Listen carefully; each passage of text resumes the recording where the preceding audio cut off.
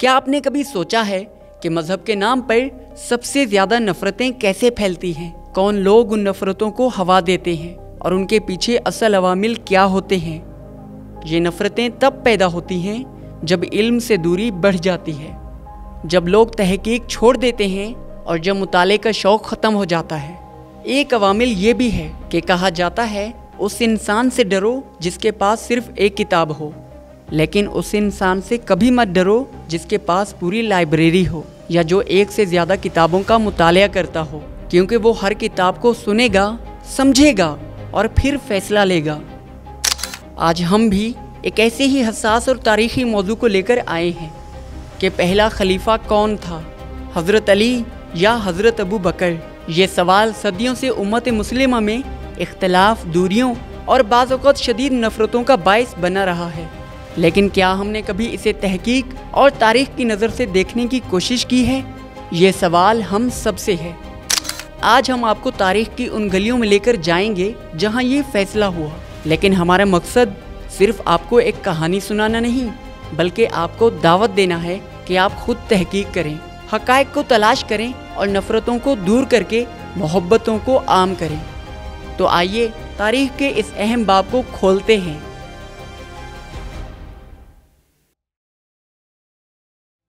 ये 11 हिजरी का साल था। मदीना मुनव्वरा का आसमान गम के बादलों से ढक चुका था। रसूलुल्लाह सल्लल्लाहु अलैहि वसल्लम ने अपनी आखिरी सांसें ले ली थी। उनके विसाल की खबर जंगल की आग की तरह मदीना में फैल गई।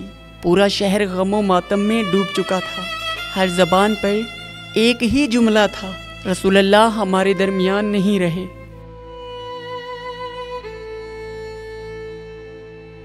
घर के अंदर एक अजीब मंजर था। अहले बैत सदमे से निढाल थे। हज़रत फ़ातिमा अपनी आंखों में आंसू लिए अपने बाबा का गम मना रही थी।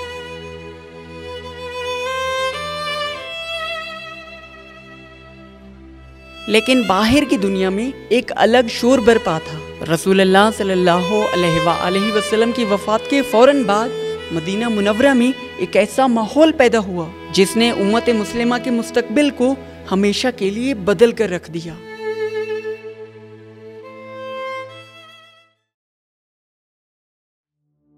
मदीना के एक हिस्से में अंसार के कुछ लोग सकीफा बनी सादा में जमा हुए। वो इस बात पर तबादला ख्याल कर रहे थे कि अब उम्मत की क़यादत कौन संभालेगा।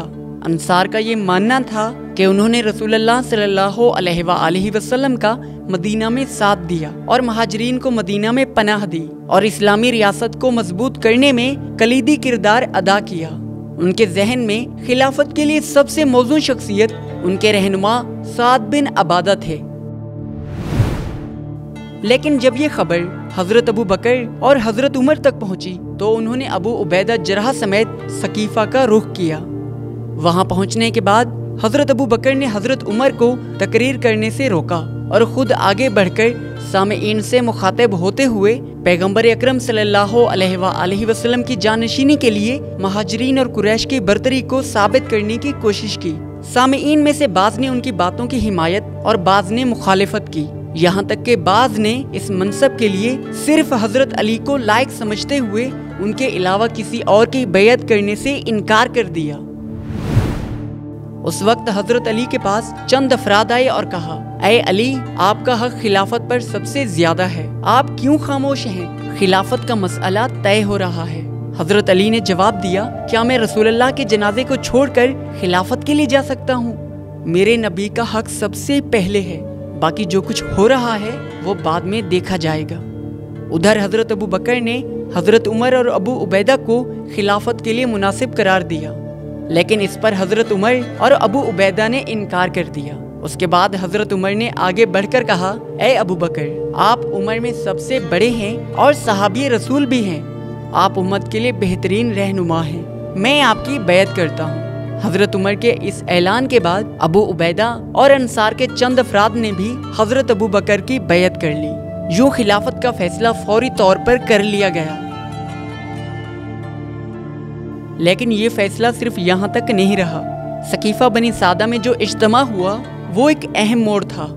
उस फैसले के वक्त और उस फैसले के बाद मुख्तलिफ असहाब और शख्सियात ने खिलाफत के हवाले से अपनी राय दी।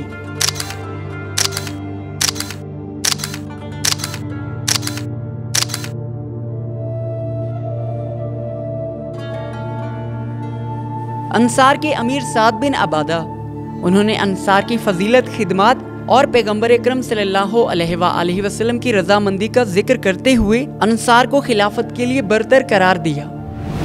अबू बकर बिन कहाफा, उन्होंने महाजिरीन की फजीलत और पैगंबर अकरम सल्लल्लाहु अलैहि वसल्लम से कुर्बत को बुनियाद बनाकर मुहाजिरीन को खिलाफत का हकदार करार दिया और अंसार को खिलाफत की बजाय वजारत के लिए मुनासिब कहा। हब्बाब बिन मंजर, उन्होंने मुहाजिरीन खुसूसन हजरत अबू बकर और हजरत उमर की मुखालिफत की और हर कौम से अलग अमीर मुंतखब करने की तजवीज़ दी। उमर बिन खत्ताब, उन्होंने अबू बकर के दलाइल की तायीद करते हुए कहा कि खिलाफत मुहाजिरीन का हक है और एक वक्त में 2 अमीर होना नामुमकिन है। अबू उबैदा बिन जराह, उन्होंने अंसार को दीन और उम्मत के इत्तेहाद को नुकसान ना पहुंचाने की नसीहत की। अब्दुर्रहमान बिन औफ, उन्होंने मुहाजिरीन की फजीलत बयान करते हुए कहा कि अंसार में खिलाफत के लिए मुनासिब शख्सियत मौजूद नहीं। ज़ैद बिन अरकम, उन्होंने हजरत अली की हिमायत की और उन्हें खिलाफत के लिए सबसे मुनासिब शख्सियत करार दिया। फजल बिन अब्बास, उन्होंने कुरैश पर हकीकत को छुपाने का इल्ज़ाम लगाया और अहले बैत खसूसन हजरत अली को खिलाफत का सबसे ज्यादा मुस्तहिक करार दिया। सलमान फारसी, उन्होंने सकीफा के फैसले को गलत करार दिया और कहा कि खिलाफत पैगंबर अकरम सल्लल्लाहु अलैहि वसल्लम की अहले बैत हजरत अली का हक है जो उम्मत के लिए खैर बरकत का बाइस है। अबू ज़र गफ़ारी, उन्होंने सकीफा के फैसले को सुनते ही अहले बैत को खिलाफत का असल हकदार करार दिया और बाद में खिलाफत के बारे में अहले बैत के हक में मुतअद्दिद मरतबा आवाज़ बुलंद की। मिक़दाद बिन उमरो, उन्होंने सकीफा के फैसलों पर हैरत का इजहार किया और हजरत अली की खिलाफत की हक्कानियत पर जोर दिया। ज़ुबैर बिन अवाम, बरात बिन आजिब, अमार बिन यासिर और अबी बिन काब, इन सब ने हजरत अली की खिलाफत की हिमायत की और सकीफा में होने वाले फैसलों की मुखालिफत की। हजरत उमर बिन खत्ताब ने अपनी जिंदगी के आखिरी सालों में फरमाया, अबू बकर की बैत एक गलती थी जो अंजाम पाई और गुजर गई, लेकिन अल्लाह ताला ने इस गलती के शर से लोगों को महफूज रखा।